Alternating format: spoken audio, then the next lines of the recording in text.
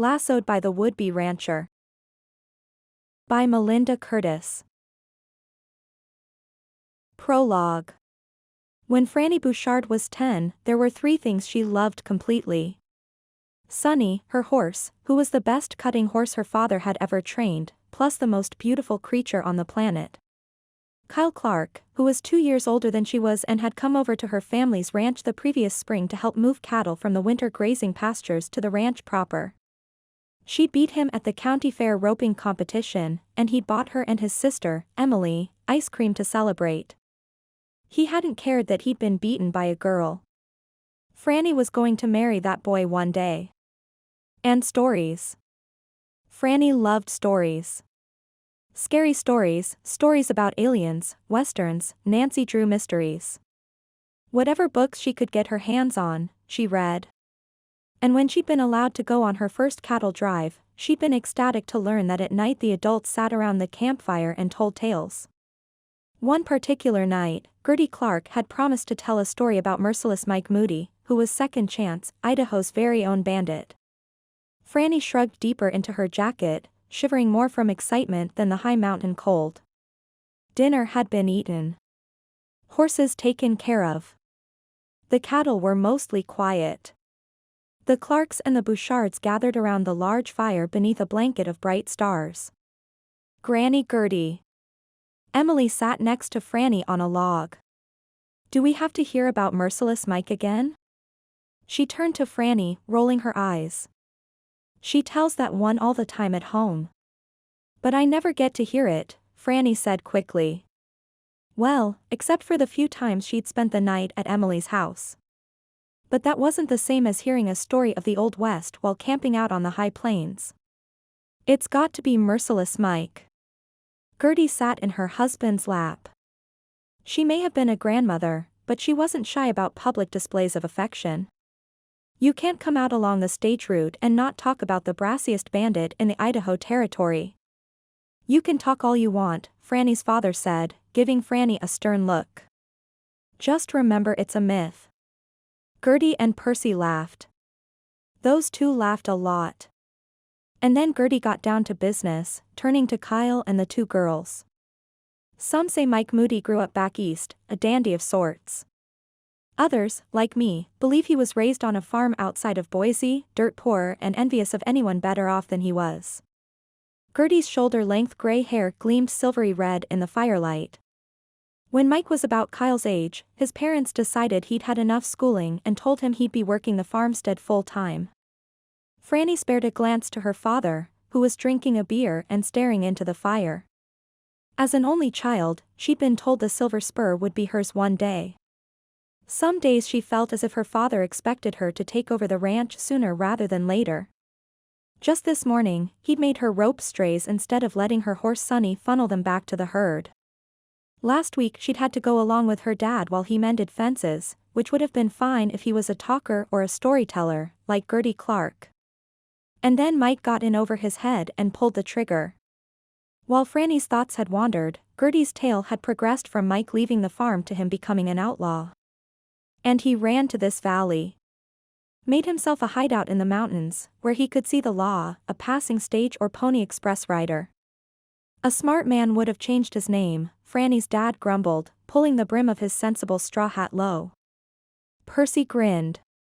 His white hair was as long as Gertie's and looked like a waterfall beneath his tall black cowboy hat.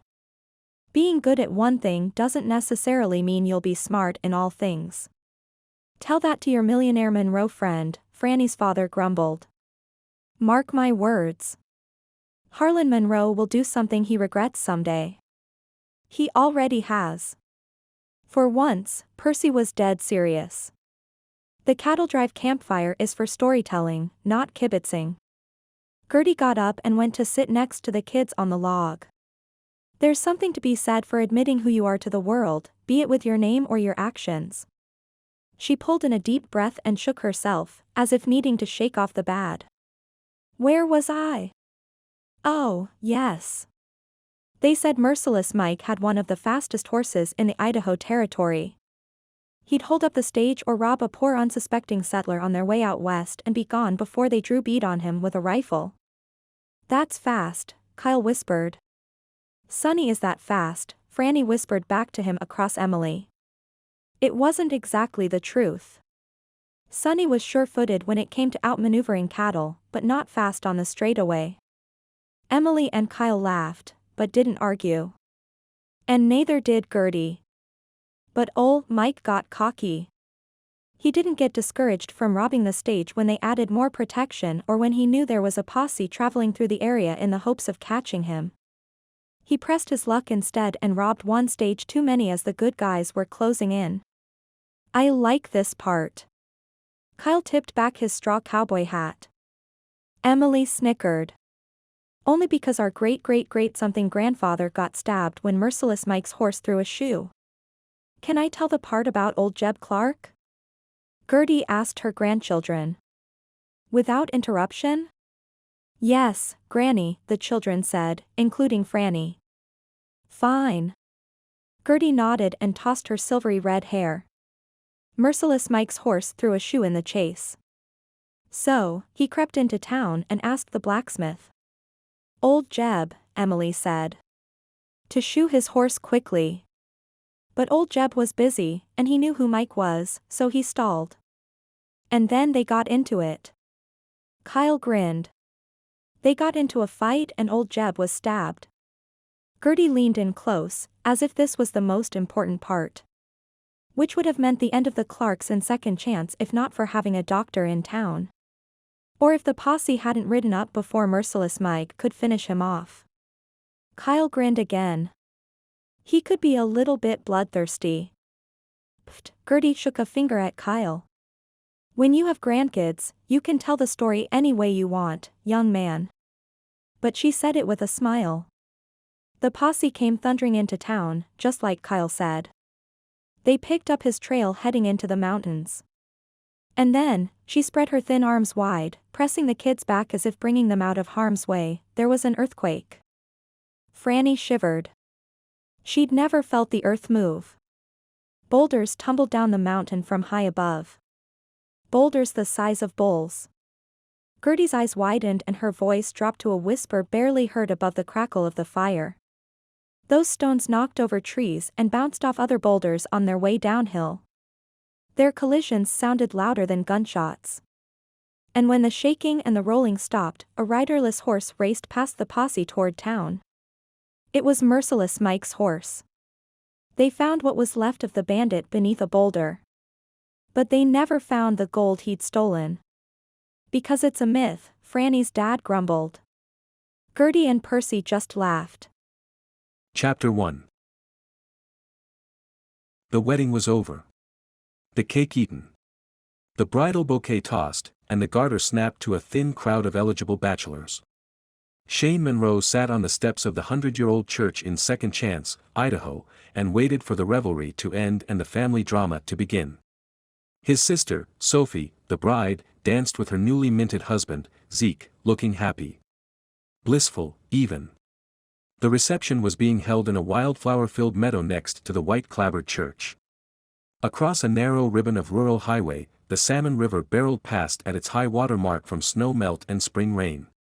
Beyond that, the Coulter Valley stretched toward the mighty Sawtooth Mountains, their peaks still blanketed with snow even though it was April. The day was clear. The sky blue. Sophie's 4-year-old twin boys from her first marriage ran through the crowd playing tag with the 3 Clark kids.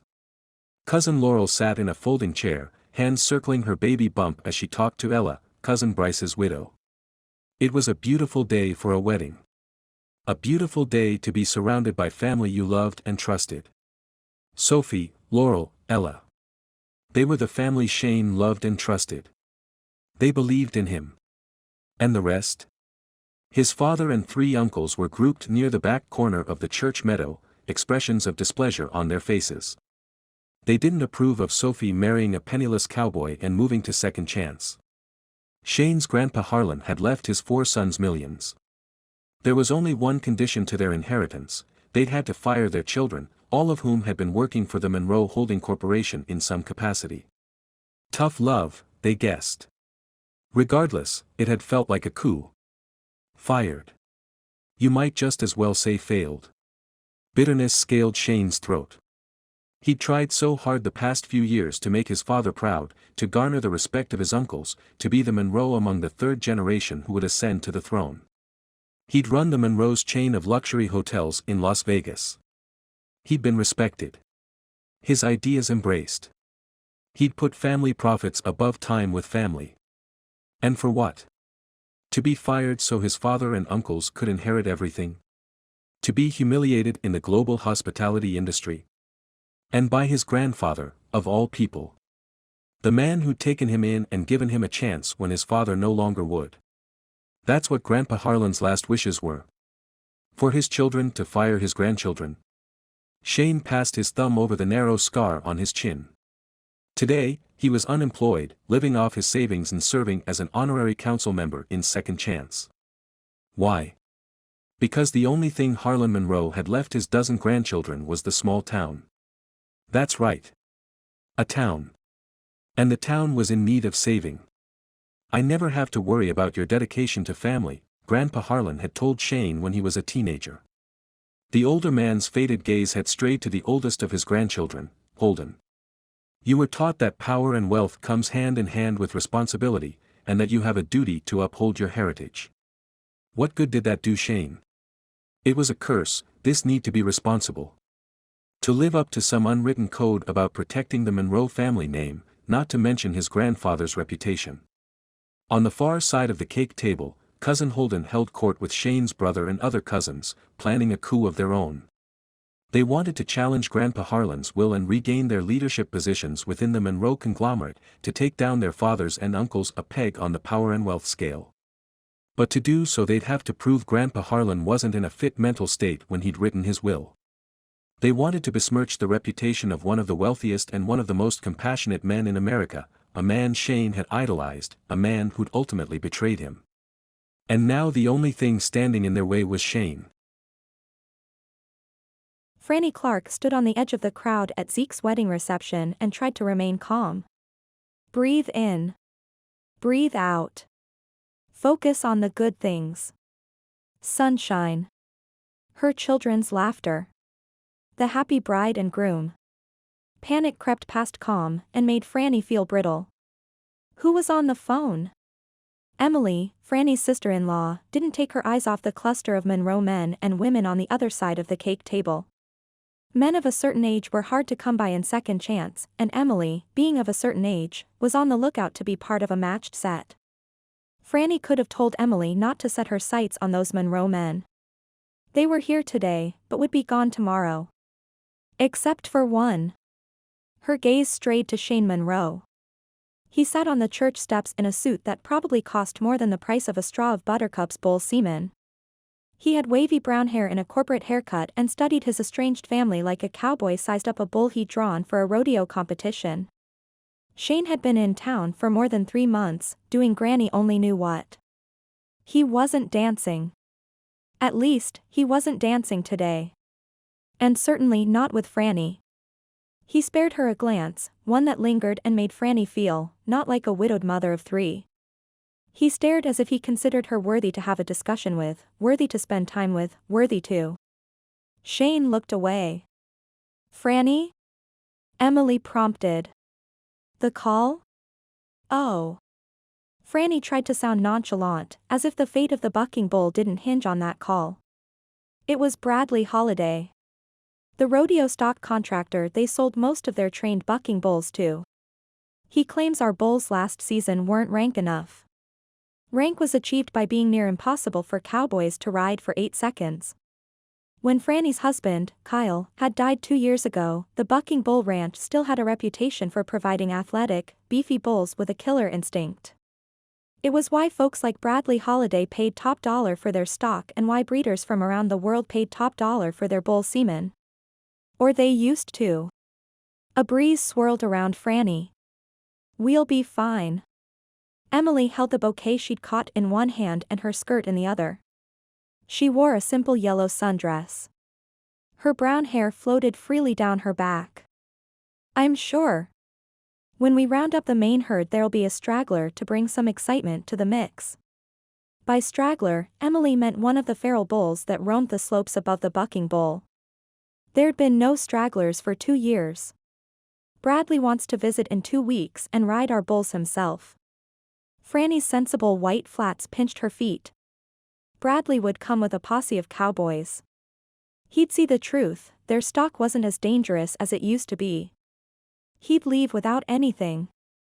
And he'd tell others. Then the second mortgage and the taxes would go unpaid. How long could the bucking bull survive without the lucrative rodeo contracts and sperm sales? Franny felt the weight of generations of Clarks press down on her shoulders. But Emily's jaw dropped as the objects of her regard, the visiting Monroes, shifted like a mesmerizing school of brightly colored fish. Zeke is going on his honeymoon. Her speech slowed. And I'll be working in town the next few weeks. There's no one to help you round up and train stock for Bradley. Put him off. Like she hadn't tried? It's the only day he can come.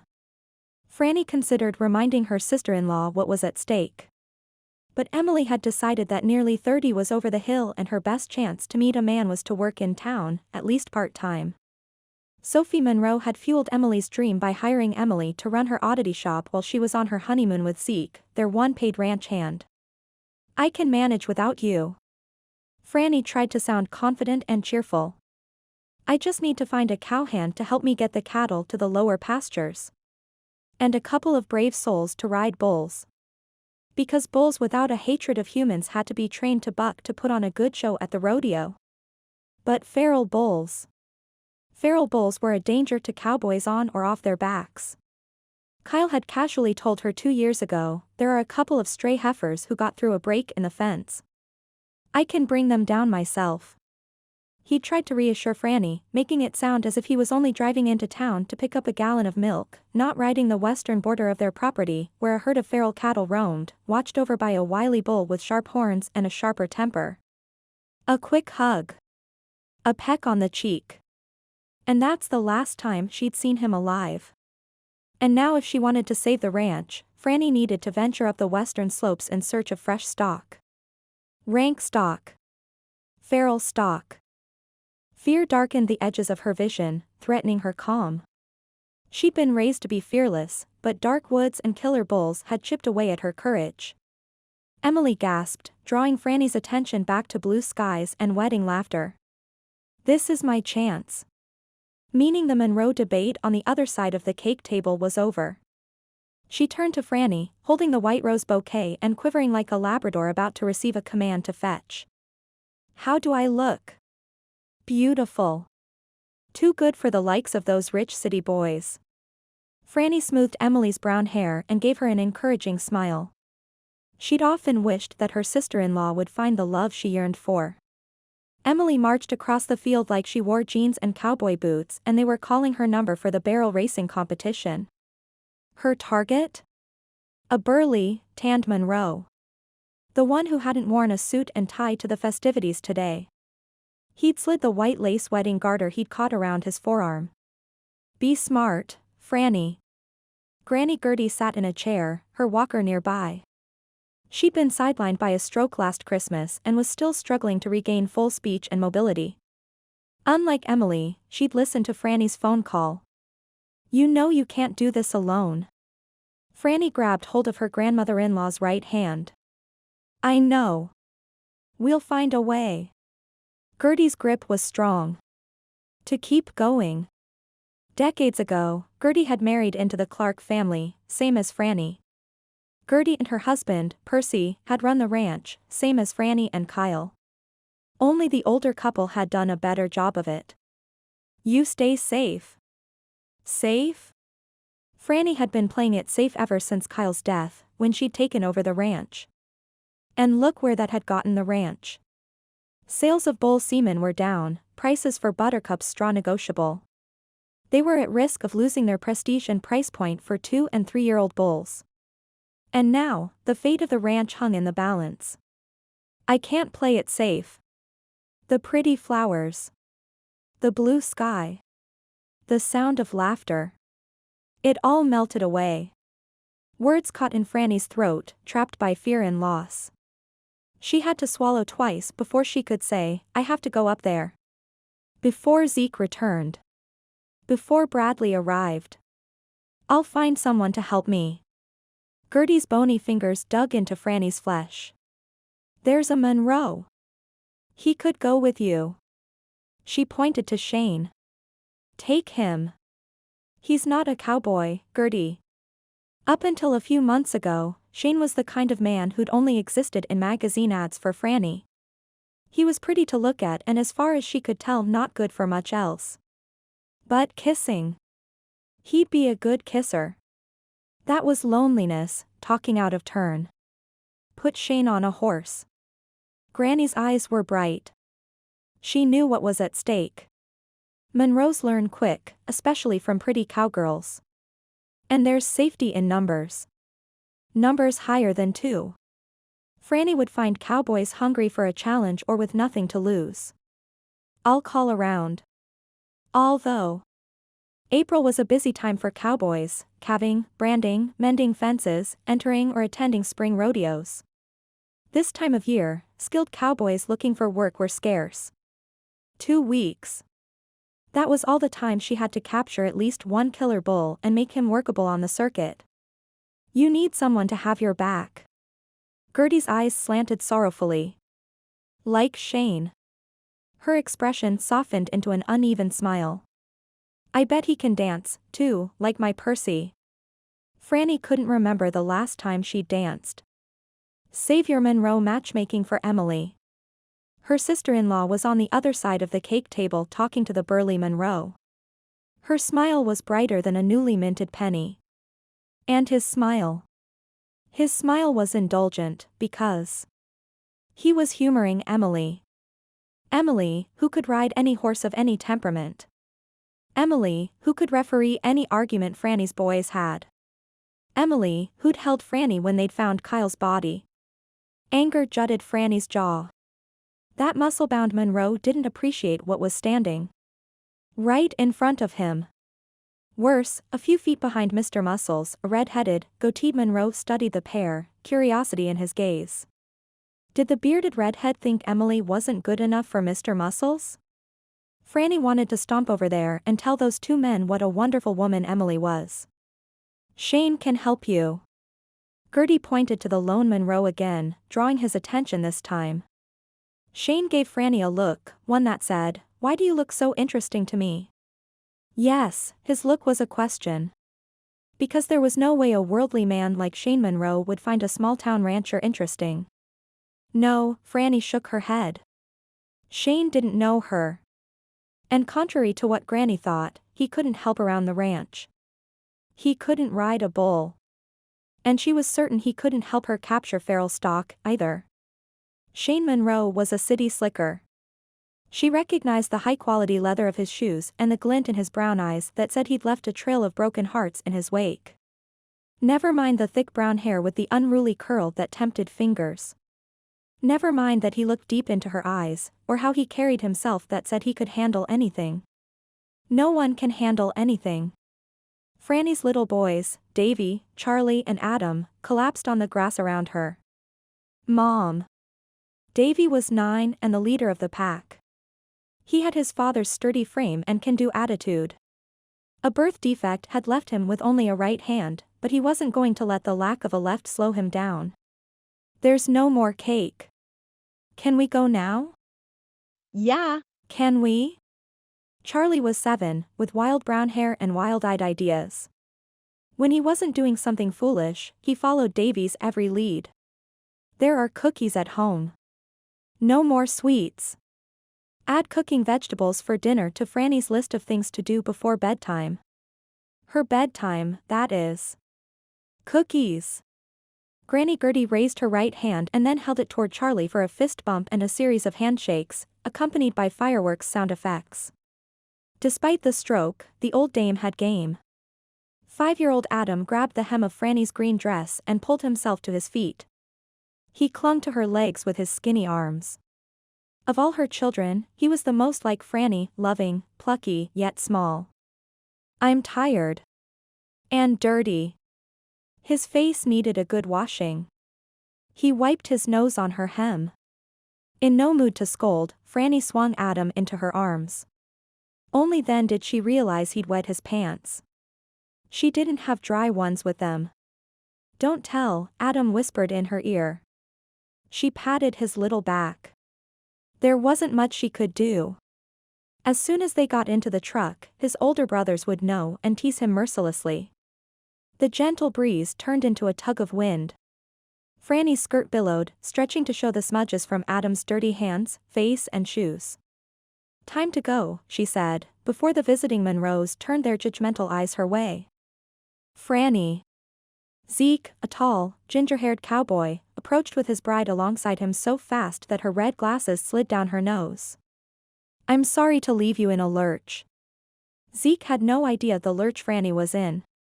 Her shoes pinched the back of her heels, forcing her to shift her stance, searching for relief. Zeke might postpone his honeymoon if she asked. It was on the tip of her tongue to do so, but pride kept her silent. Clarks didn't quit and they didn't beg either. Love-struck Zeke gave his bride a slow grin before returning his attention to Franny. "We wanted to get married right away and get past the honeymoon." "Get past the honeymoon?"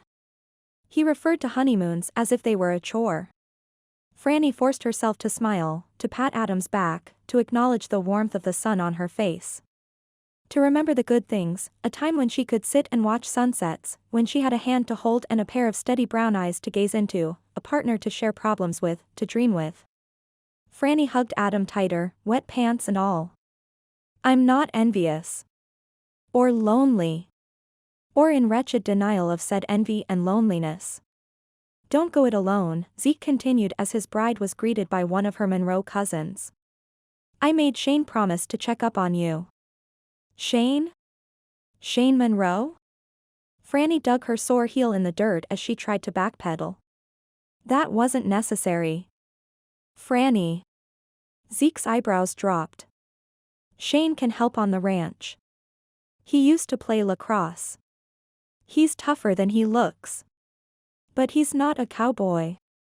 Therefore, her unwanted appreciation of his good looks was even more unwelcome. "He can ride." Sophie swiveled around as she juggled two conversations at once. "He tried out for the polo team at school." "Your school had a polo team?" Davy stared up at Sophie in wonder. "We don't even have a football team. Or a stadium. Or even a school. Because Second Chance was in a remote mountain location. The kids were all homeschooled via the county's independent study program. Luckily, the county coordinator lived in town. Things are different here, for sure." Franny tried to smile while simultaneously performing a mental inventory of the contents of her freezer. Did she have anything to cook for dinner? Did she need to pick something up at the general store before heading back to the ranch? What else could she distract herself with so as not to think about Shane, feral bulls and financial ruin? The Monroe in question stood, looking polished and professional. If he'd ever regularly ridden a horse, there were no traces left. No slight bow to his legs from hours spent in the saddle. No calluses on his hands, one of which she'd shaken when he'd visited the ranch last month. No lines emanating from his eyes from hours spent in the sun. I'd have to be pretty desperate to ask him for help catching feral stock. "I want you to promise me you'll ask Shane if you need help," Zeke said with a straight face. "I know how you get. You take on too much by yourself, just like Kyle." He lowered his voice. "Especially now that Emily's covering for Sophie." Franny mumbled something, but made no promises. "I'll help Mom while you're gone." Davy got to his feet. "I'm sure you will." Zeke smiled kindly at her son. "And if you need an extra hand."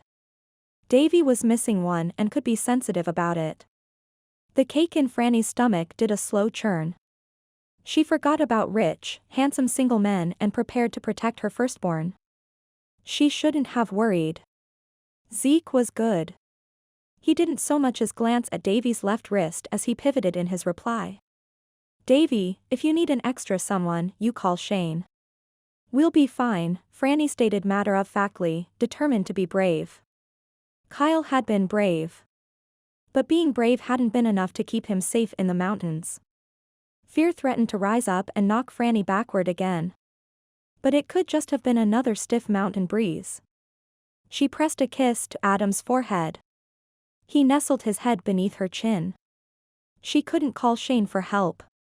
The kind of help she needed could get a man killed. Chapter 2. Make this quick, Shane. Holden and his collection of disloyal family members clustered about in the common room of the Lodgepole Inn, the only hotel in Second Chance. Most of us are headed to the airport tonight to catch our flights. They were essentially dismissing Grandpa Harlan, Shane and Second Chance. When you're at rock bottom, there's no place to go but up, Grandpa Harlan had once told Shane. You just have to find your footing. Sure. I'll make this fast and painless. Shane had been sitting on the hearth next to the big stone fireplace and its modest fire. He drew a deep breath and set his feet firmly on the floor's wide wooden planks. Grandpa Harlan left us the town where he was born. His family's been here for generations. They were the town's founders. They were fur traders and cabin builders. There's history here. Family history. There's Monroe history in Hollywood. That was Cousin Jonah. Up until the reading of the will, he'd written scripts for Monroe Studios. And in Texas.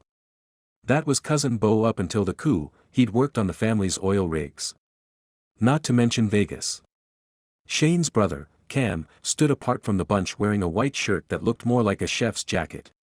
Shane held up an open hand, a peaceful gesture to make them pause. Let's revisit the facts. Grandpa Harlan loved us. Cut off financially or not, Shane refused to believe otherwise. He loved us enough to disown us, Cousin Holden grumbled. Yes, he did. If Shane was going to win over the family, he had to face every argument Holden put up. But he didn't do it on a whim. And he wasn't ill or confused. Grandpa Harlan wrote his last will and testament over a decade ago. As expected, Shane's announcement brought a hush to the room. That's right. Let me refresh your memory.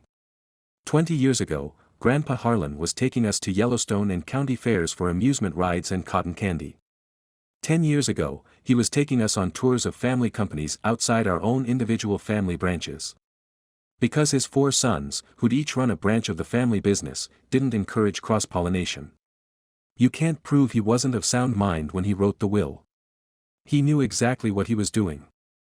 Silence. Which was what? Holden was the first to recover, to slice the quiet with his sharp tone. Laurel stood, one hand cradling the baby she carried in her belly, her gaze on her twin sister across the room.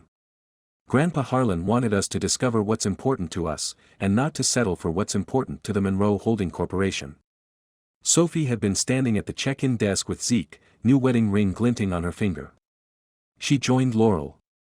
Grandpa Harlan wanted each of us to think about the unfinished business we had with him and to make peace. Holden scowled at Shane, waiting for him to add something. But it was Ella who spoke next. She was only a Monroe by marriage, but as Bryce's widow and her daughter's guardian, she had a say. Harlan wanted us to remember the importance of family. Holden didn't deign to look at her. He checked his watch instead. Get to the point, Shane. Shane nodded, holding back a lecture about the nature of family heritage and legacy. It would be breath wasted on his unfeeling cousin. On the day Grandpa Harlan's will was read, 6 of us decided to challenge the will and 6 decided to come to Second Chance and honor his wishes. He gave hard looks to the 2 who'd bailed on that promise, Cousin Jonah and Shane's brother, Camden. Now there are 8 of you wanting to contest the will. How will it look if all 12 of us aren't united? How does it look that our own fathers fired us? Holden countered. He'd been a Wall Street honcho before Harlan's death, managing millions for the family. Like Shane, his image and prestige were everything to him. Like Shane, he'd been positioning himself to ascend to the throne. Unlike Shane, he wanted to use the courts to take down the man who'd built it. Shane kept his cool. If you contest the will, Holden, you'll need medical records and testimonials. You'll need to prove Grandpa Harlan wasn't thinking right a decade ago. Thank you, Mitch, the Lodgepole Inn's manager and one of Shane's new inner circle in Second Chance, for that information. And the 4 of us will testify against you. The 8 family members willing to shred Grandpa Harlan's reputation to gain a share of his wealth fidgeted. They knew the press would have a field day with it. With them. It was probably the only reason they'd kept quiet so long. What are you proposing? Holden demanded. Shane made sure his feet were firmly planted. I'm suggesting you respect Grandpa Harlan's last wishes. This town is like everything else the old man purchased. An investment. Bought low. And what we need is to shine it up to make it pay. Shane glanced at his allies, Laurel, Ella, Sophie. He hadn't told them what he was going to say next. You come here and contribute something to this town. And after that, on the anniversary of Grandpa Harlan's death, if you all still want to challenge the will, we'll stand with you. Ella gasped. Laurel sat back down. Sophie adjusted her glasses to glare at him. And just what are we supposed to contribute? Holden asked in a sour voice. Shane looked at each of the 8 in turn. If you think on it long enough, you'll figure it out. When the 8 dissenters had filed out the door, Laurel grabbed Shane's arm. What are you doing? He's gambling, Sophie said flatly, still glaring. But, Ella looked like she might cry. Why? Other than the fact that I'm from Vegas? Shane shifted his feet and ran a hand through his hair. Because I have a hunch. I hear you had a war council. The familiar baritone had Shane turning abruptly on the lodgepole inn's back porch. 1,000 retorts came to mind at the sight of the man emerging from the shadows, but the singular word that made it from Shane's mouth was, Dad. Fantastic view here. His old man settled his elbows on the porch railing, as comfortable in his fine wool suit in the Idaho mountains as if he was standing in the boardroom in Las Vegas. Thousands of stars in the sky. Moonlit meadow. Sawtooth Mountains silhouetted in the distance and, I smell money. Shane sucked in cold, sharp air. You would, seeing as how you inherited millions. And disinherited me. Despite Shane playing this meeting time and again in his head, he didn't sound much more composed than an angry teenager, the one who'd been torn between the taciturn man who'd fathered him and the loving grandfather who'd brought out the best in him. People, Dad cleared his throat. People we know would pay through the nose for a piece of property up here. Fresh air. Pristine vistas. I'm assuming you're planning to parcel and develop the land. The cold in Shane's throat and lungs spread to his fingers and toes. If his grandfather would have wanted to tear down Second Chance, his hometown, and rebuild, he'd have done so 10 years ago, when he'd bought it.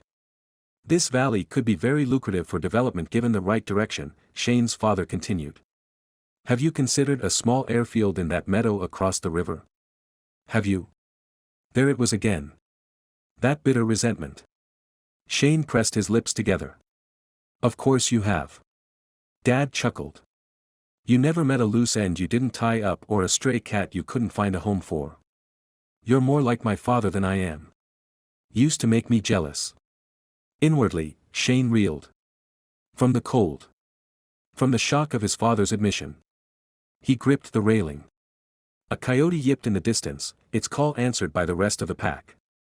Coyotes howl and gripe until they out their nervous prey, Grandpa Harlan had once said as he sat at a Utah campfire surrounded by his 12 grandchildren.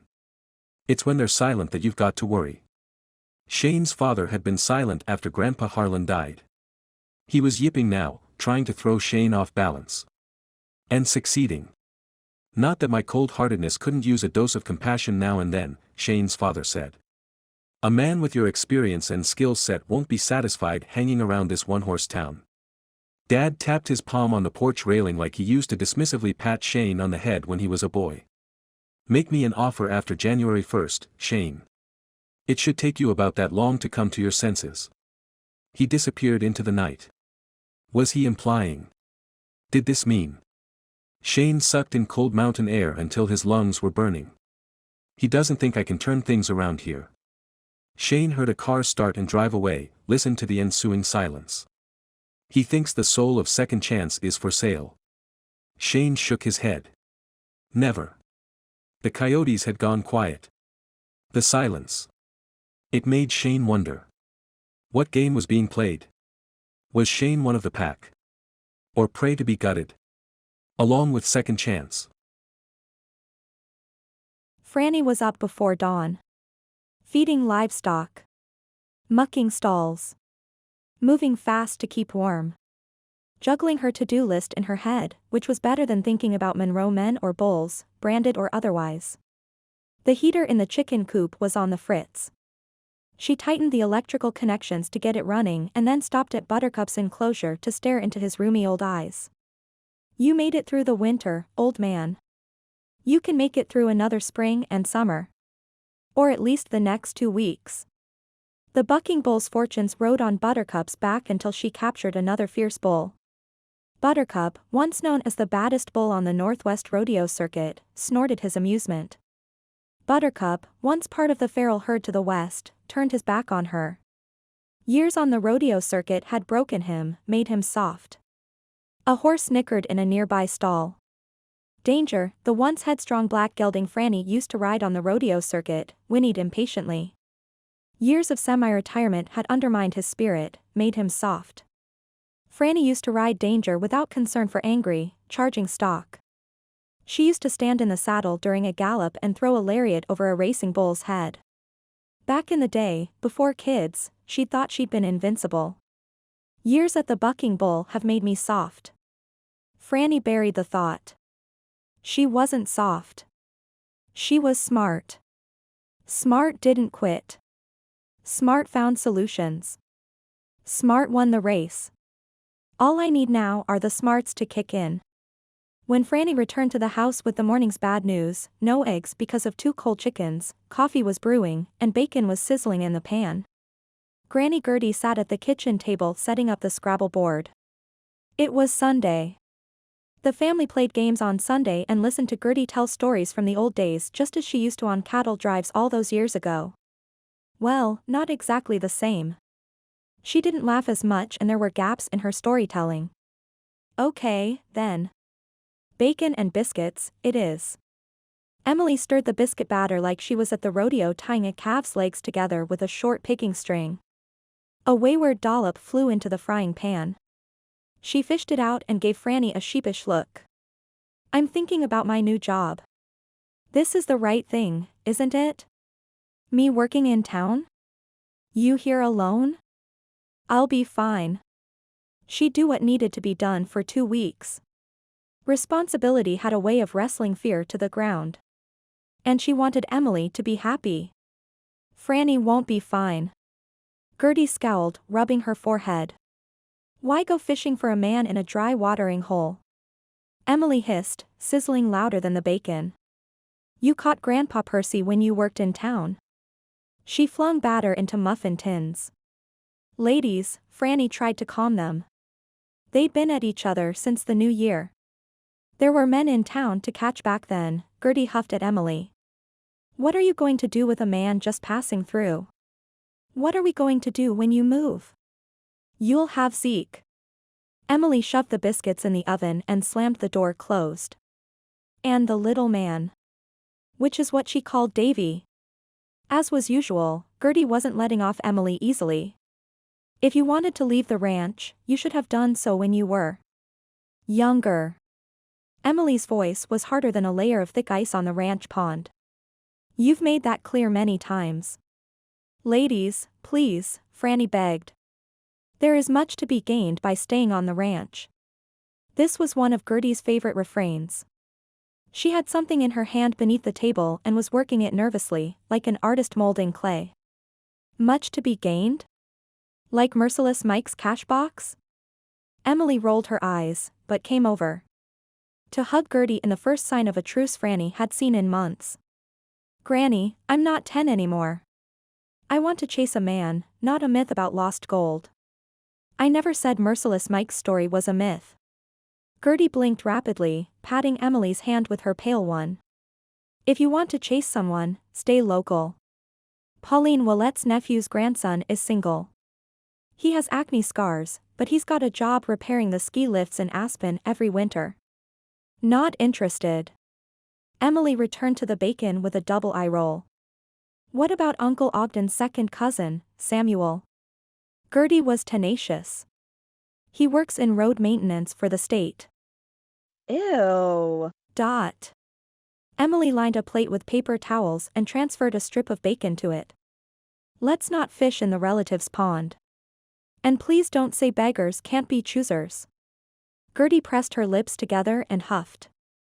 When you harvest so late in the season, you can't bank on the frog prince. Franny and Emily laughed.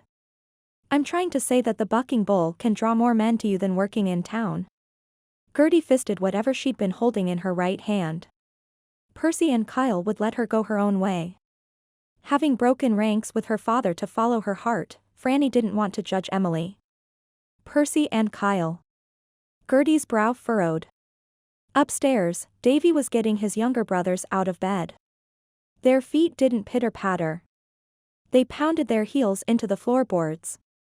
Bolt, the family's old, black Labrador, was curled up in a ball in front of the fireplace, eyes open, looking toward the stairs.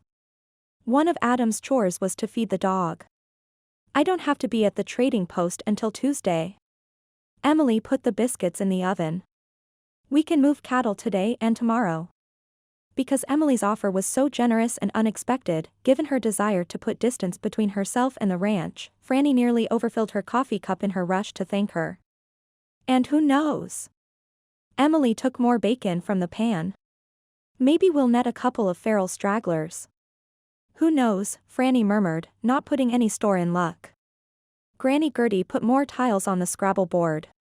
Getting ready for a game with the boys? Franny drifted over to see what the elderly dear was doing. Gertie turned the board, so Franny could see. Let Monroe help. Elderly dear, my eye. Emily leaned over the counter to look. She gave Franny a puzzled glance. Let Monroe help? Are you referring to Shane, Granny? I am. The old woman's pointed chin went up. Emily laughed and returned to the stove. Glad to see I'm not the only target in the room. We've already talked about this. Franny gathered the tiles into a jumbled pile, thinking about Shane and exchanged glances that made her pulse race in a way it hadn't since she was in her 20s and drawn to any risky adventure. She didn't have time for adventure or a man, much less a Monroe. If you're going to wish me a man, wish me a cowboy with plenty of experience with cattle. Boyish feet pounded down the stairs. Franny boxed up the Scrabble game to free up space for hungry boys at the table. I don't need a matchmaker. That's right. Emily chuckled. You could always settle for Pauline Willette's nephew's grandson. The boys ran toward the kitchen table. Franny huffed. I need cowboys and... I'm a cowboy, Adam insisted from beside her, patting Bolt's broad forehead. You're too little to be a cowboy, Charlie teased, standing on his toes to look at Emily's bacon. You're hobbit-sized. Cowboys come in small sizes, don't they, Mom? Adam's lower lip trembled. Cowboys come in all sizes, Franny reassured him. Besides, you'll grow. She paused, struck by the image of her 3 sons, grown and riding through the woods in the Clark tradition, seeking their fortunes and killer bulls. Was that what she wanted for them? She was no longer sure. When's breakfast? Davy leaned on the kitchen table, not committing to a chair. Another 15 minutes. Emily returned her attention to the bacon. Can we play a game? Davy very carefully did not look at the Scrabble box in Franny's hands. He wanted to play a video game. Last summer, he'd gone to a camp with other children who were missing appendages or limbs. He'd come home with a special controller that adapted to his limitation of only having one hand. It kept him ahead of Charlie in skill level and enamored of video games. You can't play now, Franny told him, raising her voice above her children's ensuing protests. I know you haven't made your beds or brushed your hair or, she ruffled Charlie's scruffy locks, brought down your dirty laundry. Now scoot. They ran back upstairs, just not as quickly as they'd come down. Used to be the Clarks turned to the Bouchards and Monroes for help. Gertie looked just as somber as her words. You still could. You know how Shane could help? Franny's patience was wearing thin. He could invest in our ranch. They could hire an extra hand, someone with experience capturing feral stock. They could pay off the first mortgage, and the second she'd taken out for the ranch's roof, the cover for the arena Kyle insisted they build in Davy's special summer camp. No selling, Gertie said firmly. I'm not abandoning you, Emily declared, although the opposite felt more like the truth, especially when she no longer met Franny's gaze. Once I'm married, things will be different. Franny's eyebrows went up. Even if you snag a Monroe? To that, Emily remained silent. Chapter 3. Birds sang exuberantly in the trees bordering the upper pasture, oblivious to the grumble of thunder above the dark, cloud-covered mountain slope. Emily and Franny rode toward a cluster of cattle that were lingering half in and half out of the trees. When was the last time you rode the fence line? Franny asked, eyeing the field. Last December. With Zeke. Emily was a good cowhand. If ownership was earned by ability to work with their stock rather than financial investment, she'd be running the place. Do you remember when we were kids and we rode everywhere? Emily wore a cowboy hat and jean jacket, just as adorable now as she'd been when they were younger and both vying for rodeo queen titles. We overnight at the scout camp by the lake. That was a lifetime ago. Back when she'd felt invincible. Since her marriage, she'd limited her physical work on the ranch to a minimum, first because she was pregnant, then because she had babies to care for. Kyle's passing only added to her reasons. Franny's ponytail looped and twisted about her neck the same way fear looped and twisted inside of her. There'd been a forest fire in the mountains to the northwest last summer. So this year, the feral herd would most likely be looking for food in the lower pastures that bordered their property.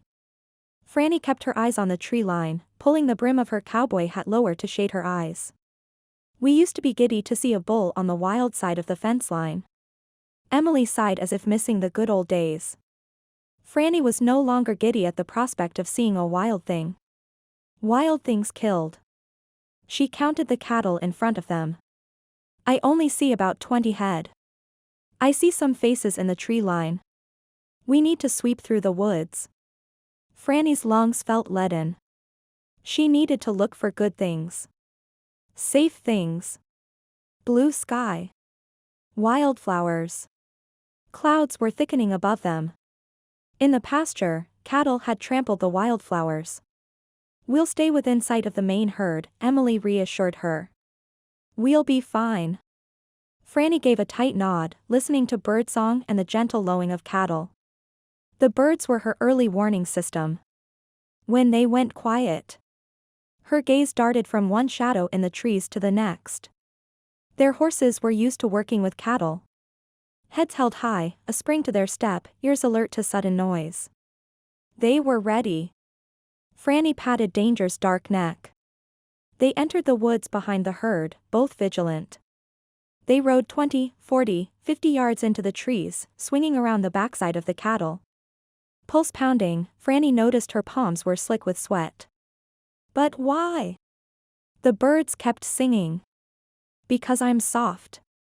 By unspoken agreement, Emily trotted ahead while Franny continued to push deeper in the trees. Young bulls and heifers raised their heads upon her and Danger's approach, meandering around trees to rejoin the rest of the herd in the open pasture. Registered tags hung from their ears. The cattle they were rounding up were mostly 2- and 3-year-olds. They'd been dehorned, a sign they were domesticated stock. A few months after Kyle died, she'd been out riding fence when a bull on federal land charged at her.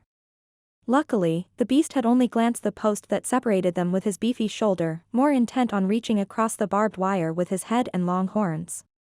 He disappeared into the trees, but Franny had been shaken and galloped back to the ranch. Franny blew out a breath. That was in the past. And then she realized the birds had stopped singing. Something huffed to Franny's left, deeper in the trees. A hoof pounded the ground. Franny pulled Danger to a halt. They both turned to look. A large bull with long horns stared at them from 50 feet away. He made the aging Buttercup look like one of the yearlings. His head was up. His dark eyes alert. His nostrils drinking in air. Franny nearly cried out. No big deal, Kyle had told Franny once as they'd rounded up strays in the high country and been faced by a similar, though smaller bull. It's all pretend. We pretend it's no big deal and eventually he'll pretend we aren't worth his time. No big deal. No big deal? Franny was having trouble believing that right now. And breathing. She was having trouble breathing. If Franny was worth his time, the bull would charge only a few feet. Just enough to let her know he considered this his turf. If he viewed Franny as a threat, he'd charge full speed and barrel down upon her in danger, intent on defending his turf. No big deal. Kyle's words echoed in her head. Was this the bull that had taken Kyle from her? No big deal. Unable to win the staring game, Franny looked away, urging danger forward.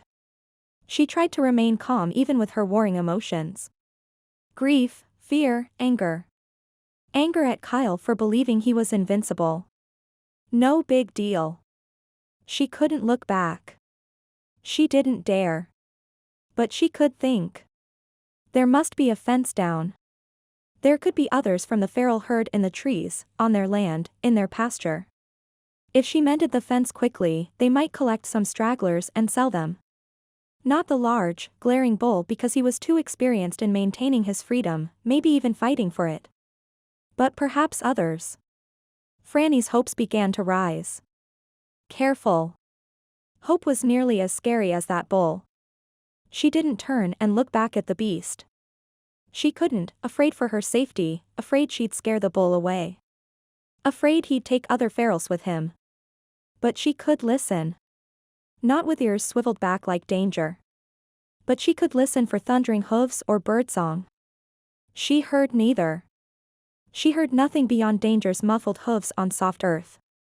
And Emily. She was nowhere to be seen. Blood roared in her ears. Where was Emily? Unable to take rein in her fear anymore, Franny let danger break into a trot. Emily? They were still in the trees and suddenly Franny needed to be in the open. Emily! Danger lurched away from a bush, as skittish as Franny, who nearly fell out of the saddle. Emily? Here. Her sister-in-law emerged safe and sound from the trees behind several head of cattle. Franny paused in the open field, turning danger to face the woods when everything inside of her was urging her to race back to the ranch, to unlock the cabinet with Kyle's gun and return here with it fully loaded. She'd show that filet mignon just what a big deal was. Except. That bull was exactly what Bradley Holiday was looking for. That bull could save the ranch.